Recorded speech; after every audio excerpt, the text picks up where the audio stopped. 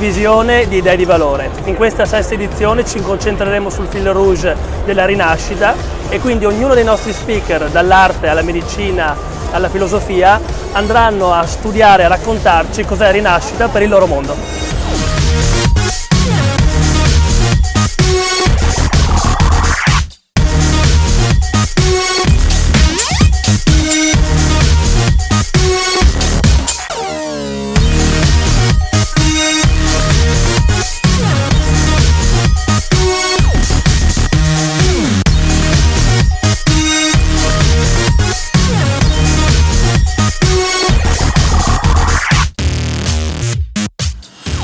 Giovane speaker a salire su un palco di TEDx. Che cosa dobbiamo aspettarci allora oggi dal tuo speech? Allora, vista la mia passione che è stata sempre quella ambientale, ho voluto parlare del concetto di rinascita in relazione alla natura. Perché se ci pensiamo, noi produciamo costantemente rifiuti, mentre se guardiamo al mondo naturale, la parola rifiuto è un concetto stesso che non esiste. Quindi la natura ci dimostra che è possibile far rinascere materiali usati, prodotti che adesso non funzionano più e farli diventare un'altra cosa, nuovamente utile, che a sua volta può rinascere. Questo è il meccanismo naturale e nel mio talk analizzo come questo meccanismo naturale può essere traslato al nostro meccanismo di produzione in modo tale da avere un ciclo che ricordi quello naturale, quindi circolare, che consenta la rinascita costante dei vari materiali utilizzati. Un tema importantissimo, un tema attuale, un tema assolutamente urgente e allora grazie mille Eric Barbizzi. Grazie a voi. Orecchie ben tese, non vediamo l'ora di ascoltarti e di portarci a casa il tuo preziosissimo messaggio. Grazie.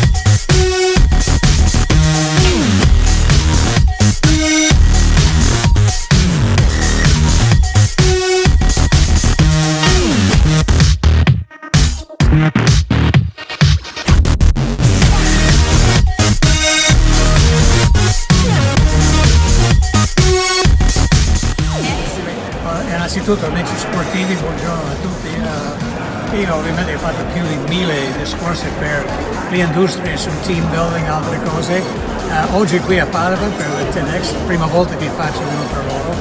Mi hanno dato 7 minuti, quindi in 7 minuti devo raccontare un episodio della rinascita della mia squadra nell'ultimo anno che era nato, 86-87.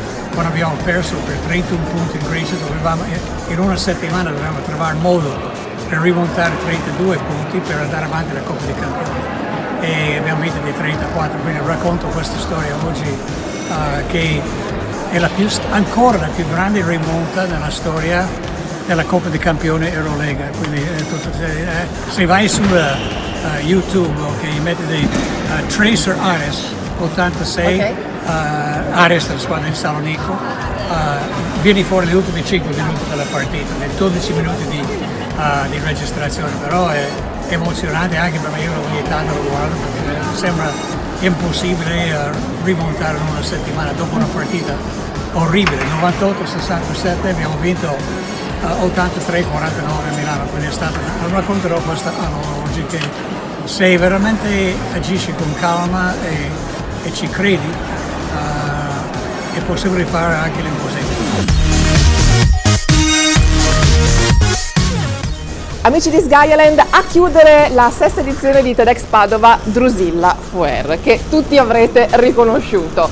Attrice, autrice, personaggio assolutamente poliedrico, musa ispiratrice di artisti e oggi anche speaker a TEDx Padova. Com'è stata questa esperienza e qual è il messaggio che hai voluto dare al pubblico? Allora no, è stata un'esperienza terrorizzata perché lo spazio è molto imponente, insomma è un luogo denso di energie e poi ero emozionata veramente di partecipare a questa cosa importante, così partecipata da tantissimi giovani con un'energia. È stato bellissimo, ma avevo una paura cane. Qual era il mio messaggio? Apparentemente sono andata contro il concetto di rinascita, ma è stato solo un modo provocatorio perché mi piacerebbe che sotto il grande cappello della rinascita ci fossero tante altre piccole cose che hanno un nome: riscoprirsi, ritrovarsi, reinventarsi, rivoluzionarsi, ricredersi, e quindi così ho un po' polemizzato sull'uso della rinascita e soprattutto ho demonizzato l'araba fenice, che detesto e spero che schianti una volta per tutte. Ed è per questo che Drusilla Foer è assolutamente un personaggio sgaissimo, e detto da noi di Sgaialand sappi che è un gran complimento, quindi ti invito a dire quello che è il nostro motto, che tutti quanti i nostri lettori stanno condividendo sui social network, che è l'hashtag Prendi la Sgaia, che è un cerca il positivo, cerca il bello, perché comunque nonostante tutto ce n'è, e tu ci sei piaciuta tantissimo e ti diamo la coccarda Sgaia, quindi al mio 3 prendi la Sgaia, 1, 2, 3, prendi la Sgaia. Prendine più di una, Prendine più di una, esatto. Una direi che non basta. E ancora complimenti e grazie di cuore.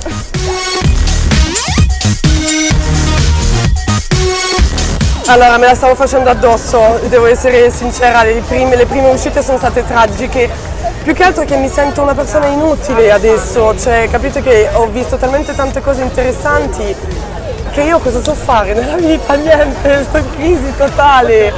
Cioè vabbè, no, è stato bellissimo, molto interessante, ho rischiato il pianto più di una volta, ce l'ho fatta, ho tenuto duro perché non era giusto far vedere questa cosa a tutti. Spero di rifarlo e ringrazio tutti. 3, Prendi la Sgaia. Esatto, che porta bene anche per lo speech, di solito porta fortuna, è un Fantastico. messaggio positivo. Sempre Fatti scaramantici. Sei un campione.